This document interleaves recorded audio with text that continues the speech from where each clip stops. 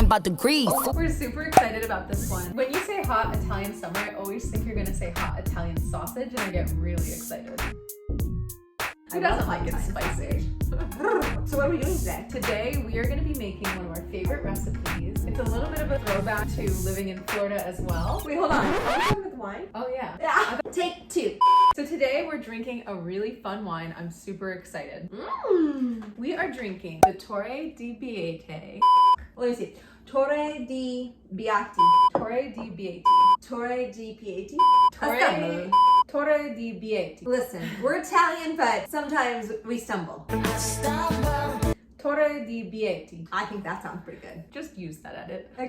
The rosé that we're drinking today is called Cerasuolo de Abruzzo. Oh, you said that good. So, what does Cerasuolo mean? Cherry in Italian. And Abruzzo is of course where it comes from. So they made rosé out of Abruzzo. It has just a little bit more tannic structure to it because that's usually a dark grape. So Cerasuolo is like the method of winemaking because it looks like a cherry. So it's saying it's like cherry wine from Abruzzo, but it's the Montepulciano grape. And it goes really well with a ton of food, namely anything that has a lot of spice. So today it's gonna pair with a lot of food that we are making. Not that it's super spicy, but there is a ton of flavor. So usually with your rosés from somewhere like Provence, Much lighter. yeah, just super light, like easy drinking, but this is gonna be just a little bit more grippy and stand up to the food. I love it. Let's give it a pour. I'm super excited.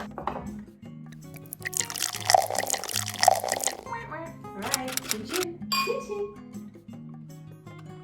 I flipping love this wine. Wow, even though it's called Cerasuolo because of the color, it really does have a little bit of cherry in it. Pomegranate, strawberry. Oh my gosh, it's delicious. For anybody that is a fan of chilled red wines, This is for you. this is great because this is just a little bit of a branch off that. I'm gonna be drinking it all summer. Torre di Baguette. Torre di Baguette. Oh, drinks wine quickly. Yeah, so what are we eating? Oh, I thought you knew. Shit. Taylor here has picked up some beautiful shrimps from I got Seafood Shop. these from El Pescador in La Jolla, and these are local Baja white shrimp. There's nothing better than a nice fresh shrimp. And we did leave the shells and the tails on. When you cook shrimp with the shell and the tail, you retain a lot of the flavor. And also, there's a couple other reasons. It helps you eat slower when you have to peel something apart, right? It's like having nuts with the shell. You can impress your friends by peeling the perfect shrimp. And if you don't know how to do that, I'll show you later. Oh my God, I can't wait. And it's fun. If you have a bunch of people over, it's really easy for the host to make really beautiful presentation. And then you just dump it on the table and let people go to town or the platter or whatever. And they just peel and they throw the shells on the ground like Texas Roadhouse. So many peanuts.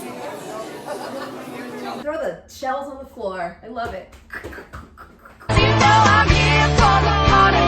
And then what about our delightful little carrots? Well, what we like to do is use the entire vegetable. Don't throw anything out. Use the tops, use different herbs, make your pesto. We're using pistachios today instead of pine nuts for our pesto. Aren't you unique? So unique. We decided to go with pistachios because Sicily is really big on pistachios. So even though we're drinking wine from Abruzzo and we're making a lot of seafood dishes, not really non-regional, but like very like laissez-faire, like anyone's accepted in Italy. We're just mixing all the cuisines. From up north, from down south, we are familia. Let's do it. Let's I'm do it. excited.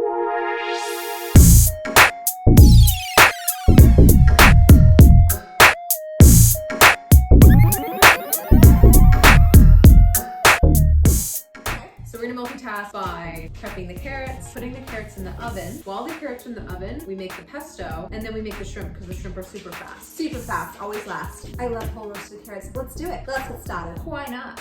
Yeah, so just finish cutting some of the tops off. We like to leave the tops on just a little bit because they look super cute. My favorite thing is when you get a carrot, like carrot bottom looks like legs, and they look like sexy twisted legs. Carrot top.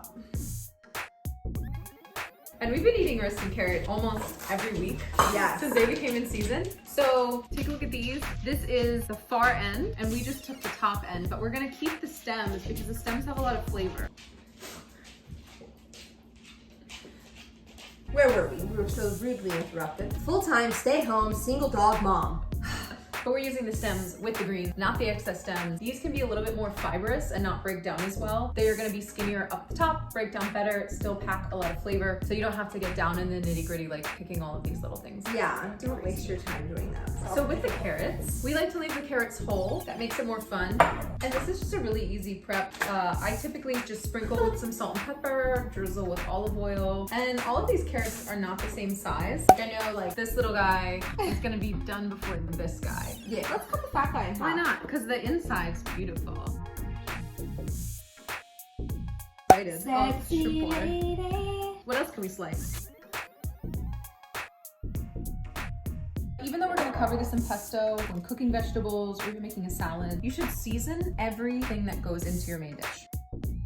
Beautiful. So we really didn't do much here. Let the ingredients shine, and you'll shine too. Next up, the Pesto. You know what they say about pesto? If you're not making pesto, you're not doing your best. Cheers to that. New motto. I love it. We're making so much garlic foods today. I personally think there's nothing wrong with garlic breath.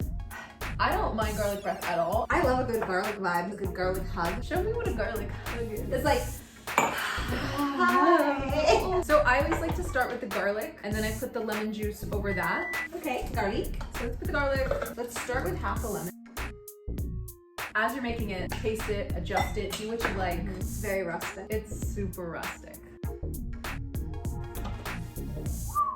Next, we can kind of just shove everything in at this point. Yeah, that's what I usually do. Shove it in there. Shall we? Yeah, get in there. Basil. Here we have included like some rough chop of the leaves and then also the stems because as we said, There's tons of flavor in the stems. Oh yeah! I grew these from the ends of my green onions. And if you don't have all of these herbs, I would say just try to match the carrot tops with at least another herb. Also, if you don't have pistachio, there's a lot of other nutty options out there. Walnuts, almonds, fantastico. And of course, if you have pine nuts, use pine nuts. So I'm just gonna add in a half cup of olive oil. I'm so excited. So you can make your pesto either rough or really fine, so that's kind of up to interpretation. Hear me out. A snowstorm, but cheese. Like what if it snowed cheese instead of snow?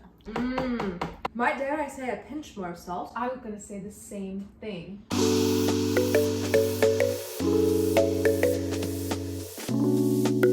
Right on the money.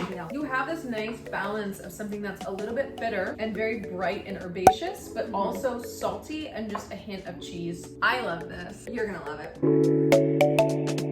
Now we're gonna do the shrimps. Shrimp time, super easy. Follow us in. so first butter.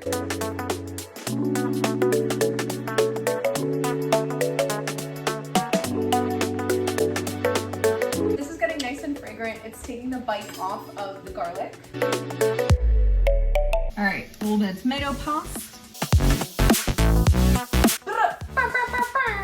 And now, chili. All right, so now we do a little salt and pepper. Salt and pepper's here.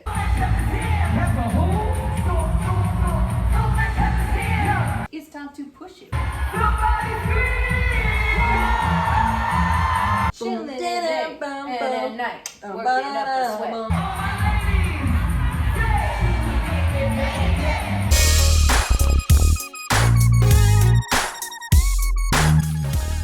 Shrimp placement is key, people. Oh my gosh, that's pretty much done. So when it turns pink, you can go ahead and Flip it and reverse it.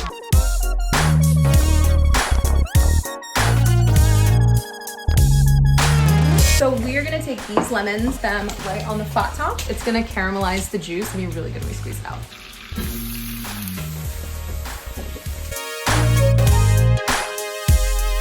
Cutting these on the bias because it's more dunkable. Webster's Dictionary, you better add that.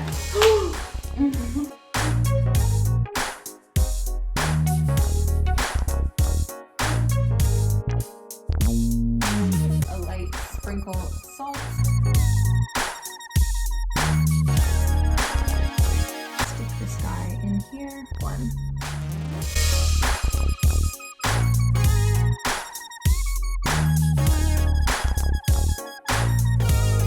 Now here's the thing, the pesto that's in the center here is almost just for looks. I would most certainly serve the pesto on the side because you're definitely gonna want more. But you don't wanna drown people out if that's not really their thing. You just want to set the intention. We really just like encourage people, we set a good example by using pesto.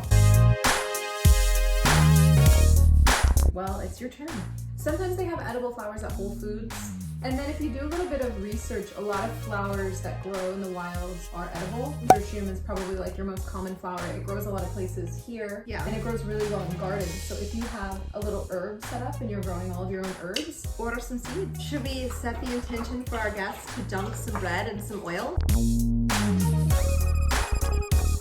This is delicious. This is almost giving me paella vibes. So what I really want to know is how are you going to show out how to peel the perfect shrimp? This Oh is my all gosh. eyes on you. Let's take a quick commercial break. Yeah.